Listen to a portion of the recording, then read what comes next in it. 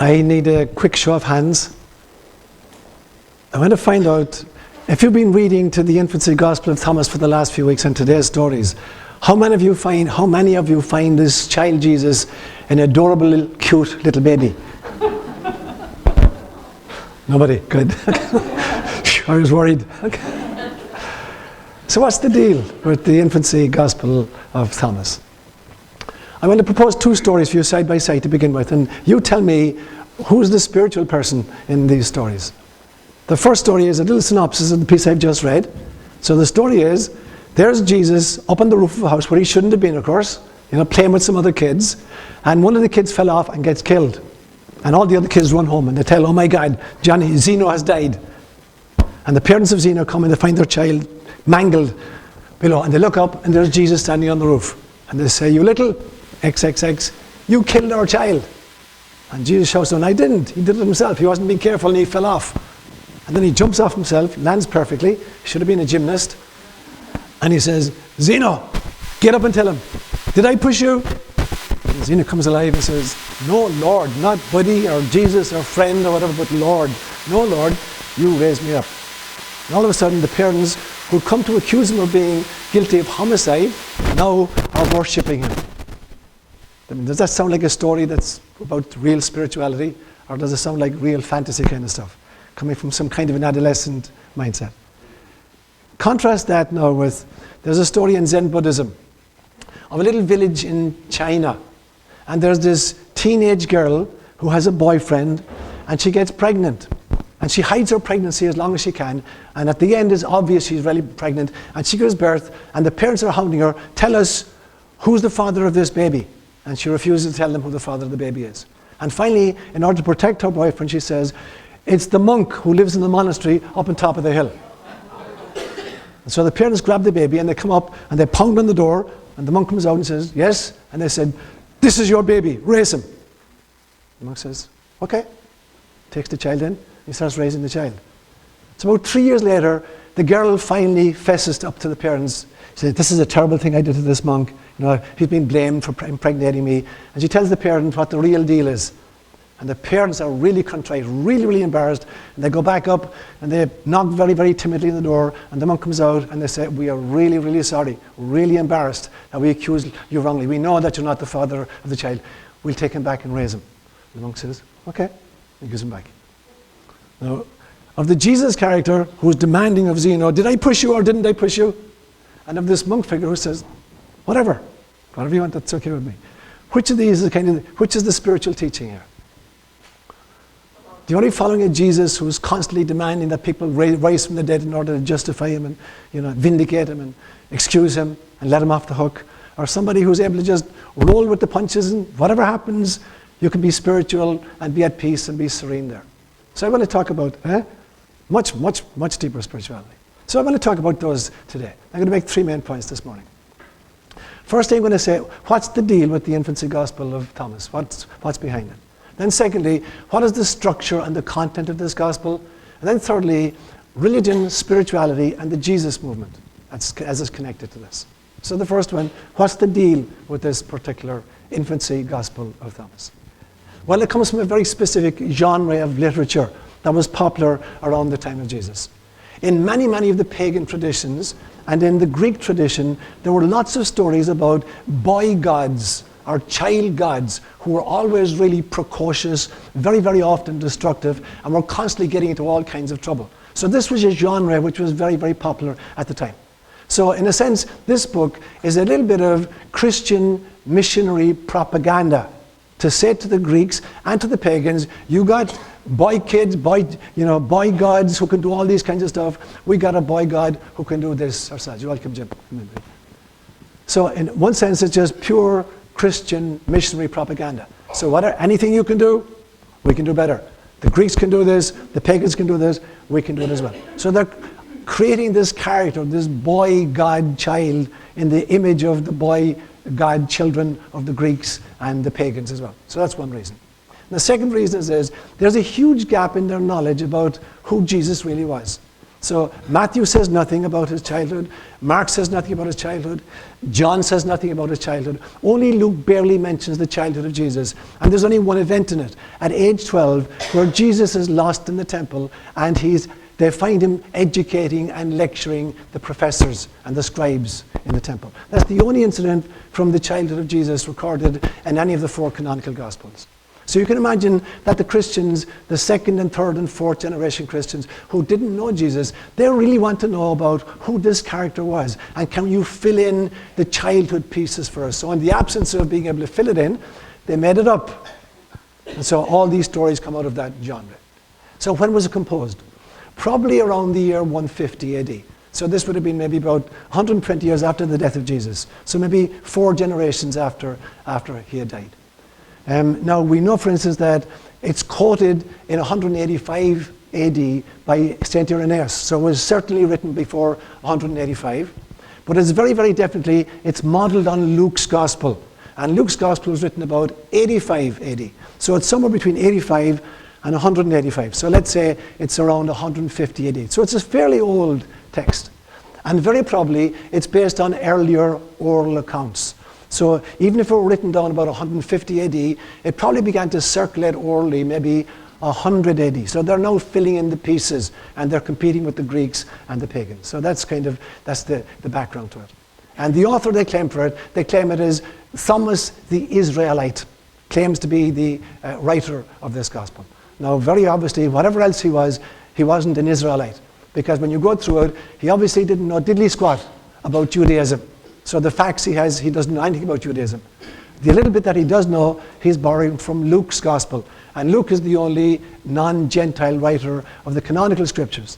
So even what he includes, he's borrowed from Luke. So he's obviously, it's not certainly Thomas the twin or Thomas the disciple of Jesus Christ. It's some other character who gives himself this title.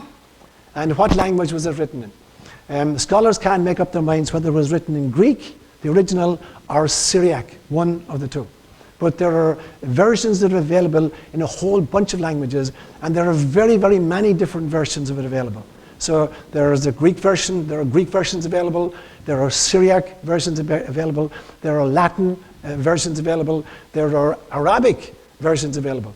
It's in Slavonic, it's in Ethiopic, and it's in Georgian. So it's in a whole bunch of different languages and many versions in each language. So that's kind of the background to this document. That's how come it came to be. That's my first point.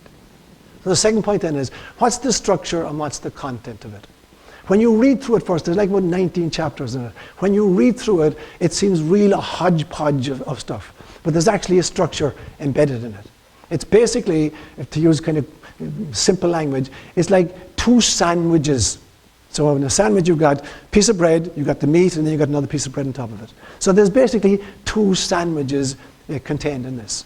And the meat in the 2 sandwiches is efforts to get the little boy Jesus into school, to educate him, and to domesticate him, and to control him. That's the meat in the 2 sandwiches. And the bread in the 2 sandwiches is a whole series of miracles attributed to him. Some of them very constructive, and some of them very destructive. So there's basically 2 sandwiches. The whole work consists of 2 sandwiches. So we look at the 2 sandwiches for a few minutes.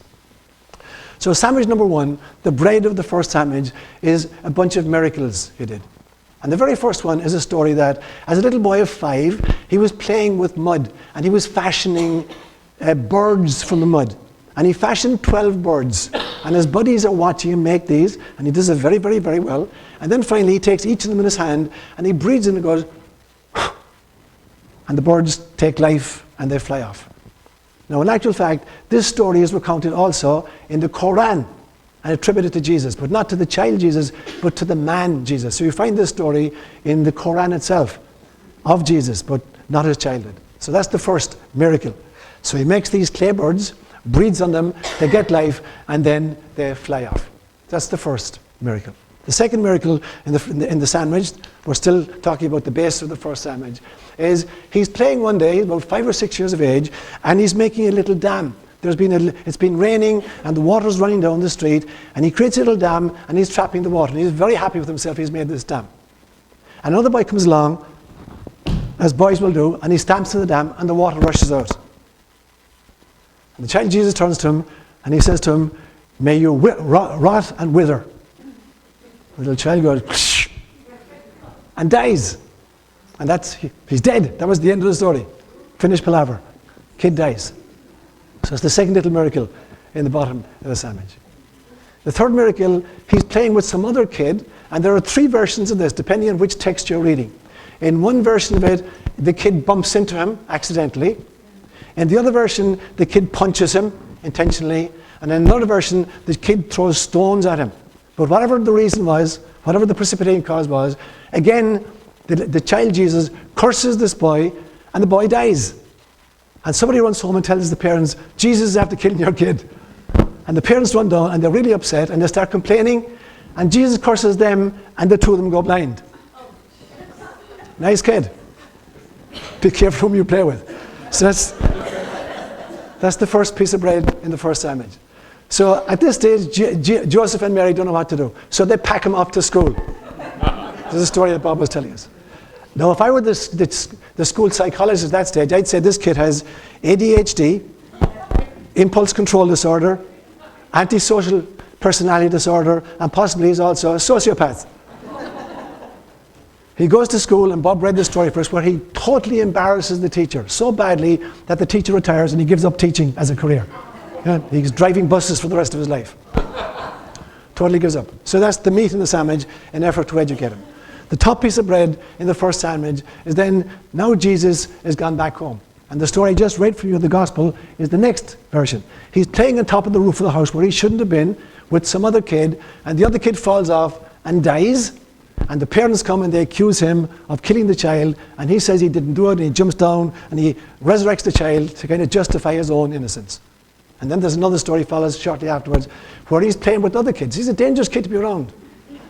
And one of the kids is playing with an axe, and he cuts off his own foot and dies. And the parents come down, and Jesus resurrects this kid as well. So there's the first sandwich. So we have an effort to educate this sociopath surrounded by all kinds of miraculous activity. Sometime later, he starts again. His mother sends him down to the well to get water. And he obviously wasn't thinking, because he didn't bring his bucket with him. So he gets to the well and realizes, oh my God, I forgot the bucket. So he scoops the water out, and he puts it in his cloak, and he takes the water home in his cloak without losing a drop of water. The next event, the next miracle is, he's playing with his buddies one day, and they're all hungry. So he decides to throw a feast. And they literally have a single grain of wheat. And he multiplies the wheat, and he creates bread, and have a big feast. And then the pièce de résistance, he's helping his daddy in the workshop one day, and Joseph is making a bed, literally. And he cuts one board too short. And he's looking at it and says, oh, God, damn it. And while he's looking at it, the child Jesus takes the board, and he stretches the board until it's the exact fitting. And at this stage, pardon my language, Joseph's had enough, and he says, Jesus Christ, child. You're doing my head in. You're going back to school. So he brings him back to school for the second time to a different teacher, a much, much stricter teacher. And this kid reprimands Jesus severely. And Jesus' response is, he curses the teacher, and the teacher dies.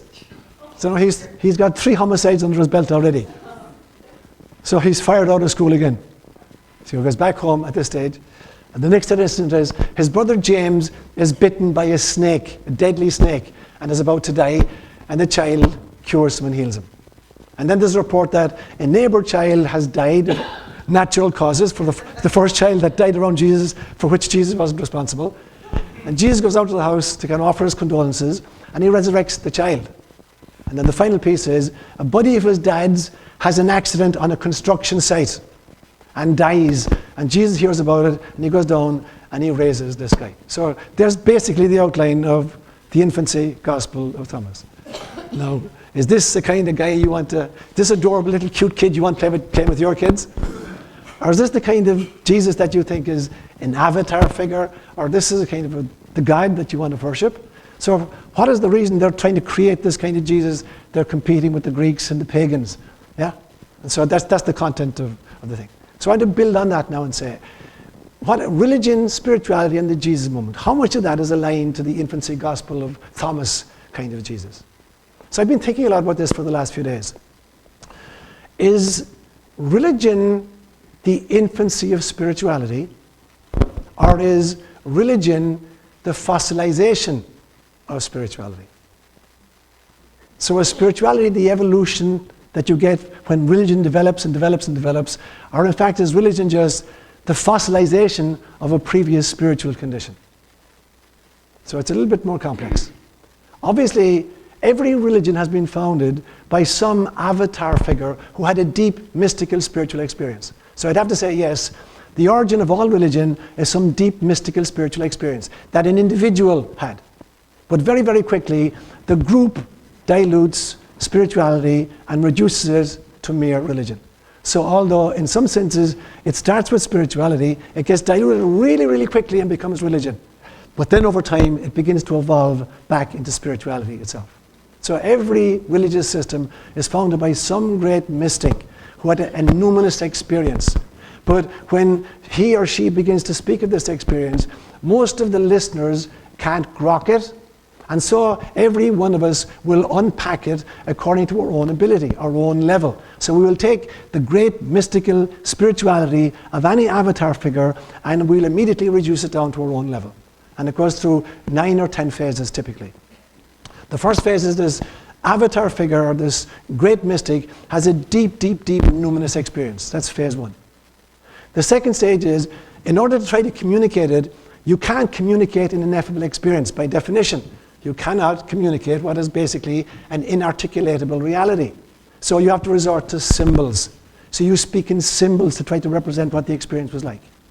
The audience that's listening is going to reduce the symbols to concepts. They're going to try to figure out intellectually what these symbols mean. And then they're going to string, stage 4, they're going to string together a whole bunch of these concepts and create a philosophy or a theology out of it. That's stage 4. At some stage, this is going to lead to some kind of belief systems. Stage 6 is that the beliefs harden into dogma. Stage 7 is we create some kind of an institution to enshrine and protect the dogma. Stage 8 is we then create the good guys and the bad guys. They're the saved, us, and then there's the damned, who are not us. And stage 9 is, insofar as we have the secular power to do it, we begin to lead crusades to persecute those outside and to inquisit those inside who don't believe with us. That's stage 9. And stage 10 is some new prophet comes and begins to stir up the pot and try to bring us back to square one. So that's the evolution. So I was wrestling this morning with some kind of a metaphor that would kind of put these two pieces together for me. And I came up with a strange one. And it was this. When Russians are drinking tea, I don't know if you've ever drunk tea with Russians, they'll take a cup of tea and they'll take a sugar cube and hold the sugar cube between their teeth. And they drink the tea through the sugar cube. So it's sweetened as it goes into their mouths. Now imagine you have a cup of tea which is really bitter and acidic. And you've got a bowl full of sugar cubes. And you take a sugar cube and you drop it into your cup of tea. Now the sugar cube represents the avatar or the mystic. Really, really sweet. And the tea, the acid tea, represents the rest of us. And it's dropped in. And immediately the area around it is really, really sweet. But it begins to dilute. And after a few moments, the sugar dispenses itself through the entire cup of tea. And it's still kind of bitter. It's not as bitter as it was, but it's still a little bit better. So you have to drop in a whole bunch of sugar cubes until you get the tea to the sweetness that you want. So when enough avatars come among us, we stop reducing spirituality to religion. So initially, the bitterness of religion overcomes the sweetness of spirituality. But if there are enough mystics among us, and if there are enough avatars come to us, eventually the sweetness of the spirituality overcomes the bitterness of religion. And so the two pieces are combined. Yes, it all starts with spirituality, but it gets diluted bitterly into mere dogmatic religion. But when enough teachers come among us, and enough mystics come, and enough avatars, then slowly by slowly, the religion itself begins to morph until it becomes the spirituality of the founder. But this is a long, long, slow process. And so, for instance, in the case of spirituality, it's been a 2,000-year long process. So you take this extraordinary mystic, this extraordinary avatar, Jesus of Nazareth, this extraordinary sugar cube dropped in to the religion of Judaism of the time, and it's diluted immediately. His family can't understand him. We're told in Mark's Gospel, in chapter 3, verse 31, that when Jesus began his public ministry, even his own family came to take him by force because they thought he had gone mad. So there's his family diluting the sweetness of the avatar into the madness of a crazy man. His aunt, in Matthew's Gospel, there's a story in chapter 20, verse 20, where his aunt, she is the mother of James and John. She comes to him after the young movement seems to be gaining success and a lot of followers are being attracted. And she says to Jesus, you know what? I know that you got 12 special disciples, and I know them all. They're all boys from the village. I knew them when they were growing up. But I want you to remember that 2 of them are your cousins, James and John. And so when you come into your kingdom and when you're in charge of stuff, I want you to make sure that one of my boys is sitting at your right side and the other boy is sitting at your left side. So as far as she was concerned, she was unpacking Jesus as a job opportunity for her 2 boys. The disciples totally misunderstood Jesus. For them, it was a power trip. And so they're arguing on the road about which of them is going to be the most important in the kingdom of God. When Jesus gets to be Mashiach, which of them is going to be most important? So they have no idea who he is. So they're diluting the sweetness of the avatar down to the turbulence of internecine kind of warfare. The Pharisees obviously didn't get who he was. They thought he was either a heretic or even a blasphemer. And the Romans did not get who he was. The Romans saw him just as a political threat because he came from Galilee. And in a 300-year period between 167 BC and 132 AD, there were 32 armed rebellions in the land of Israel against occupying forces, and 31 of the 32 of them started in Galilee, where Jesus was from. In fact, the life expectancy of a Galilean male at the time of Jesus was 29. Jesus lived to be an old man if he got to be 33. And so the Romans saw him just as a political agitator. And the crowds, they saw him as an entertainer. Somebody just going to do miracles for them. And so at the beginning, when you drop this avatar into the cup of tea of the religion of the time, it's totally diluted. And over the next 2,000 years, it's still diluted. Although there are Christian mystics coming to add their little piece of sugar to the cup. And so you look at their history for the first 300 years, as long as they're being persecuted, they've diluted Jesus down to the stories in today. They're diluting Jesus down to somebody who kills a kid for stamping on his dam, or kills a kid because he pushed him or shoved him or punched him or threw stones at him. That's what Jesus has been diluted down to in the first 300 years by Christians who couldn't crack him. And then when we got into a position of power in 313 AD, when Christianity was declared an official religion of Rome, then we began to hijack and despoil and push out all of the other contenders, like paganism or Mithraism. We began to hijack the sacred places and hijack the sacred festivals and the sacred times. And when it came down to the Middle Ages, when we were powerful enough to do it, we led crusades across Europe, where we first devastated the Greek Orthodox Christians, and then we devastated the Jewish nation, and then we devastated the infidels, the Muslims, whom we encountered in the Holy Land.